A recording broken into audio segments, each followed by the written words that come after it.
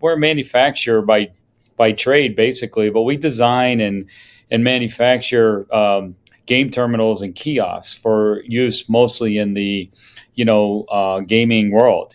Game terminals, which in Mhm. itself has taken a completely different and positive growth in the industry compared to what it used to be, many Right. years ago. Yeah, so that's really interesting, and I spend, a lot of times because talking to people about this, there's still a big impression with some people, especially on the amusement side of our industry, that feel like there still should be a separation of the two, but they are becoming much more intertwined than they ever have before. And there's a lot of good Mhm. reasons for that. And I think we'll probably talk about some of that during this interview or this Mhm. podcast, I should say.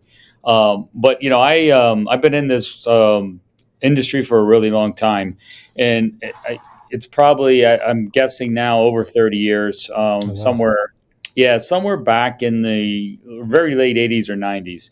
Um, and just previous to that, I'll go into a little bit. I'm a military veteran, so I always Mm. like to tell people that because it explains kind of how I got my start in like electronics or technology, because that's what I did in the military. I was in the Navy. I worked on Mm. the F-14 fighter jet, Oh, cool. and yeah, it was really cool. I was stationed aboard an aircraft carrier, which is the USS Nimitz, and Mhm. I worked on these really cool jets, fighter jets, and I handled all the communication and navigations and weapon fire control systems Right. on these. And it's kind of where I got my interest in the way things work and the way things were built.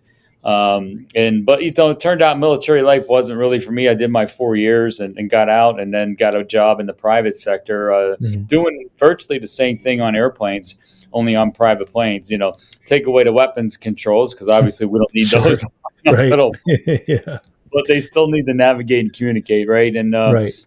I was just literally tearing apart airplanes, taking out the old stuff and putting in the new state of the art electronics, whatever state of the art was back in the mid '80s. Sure. Yeah.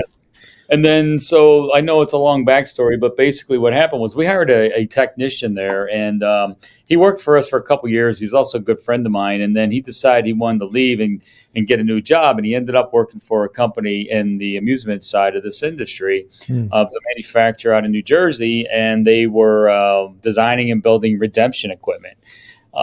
So after he was there for a little while, he called me one day and he said, this company could really use a guy like you. They're getting ready to hire somebody in operations. So why don't you interview for it? And so that I Mhm. did. I interviewed, and they hired me shortly after. And I got the bug, man. I fell in love with it right off the bat. I really did, and kind of hit the ground running with that, and then just continued on in the industry, virtually ever since.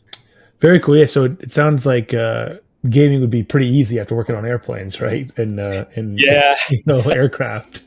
Well, I don't know, Forrest, if you've stood in front of a true casino level, slot machine, as we call it Mhm. these days, you almost need a rocket science, Right. degree to check out what's going on in these monitors. Sure. They're pretty complicated, but we don't do that level, and there's a good reason for that too. But Mhm. but you're right.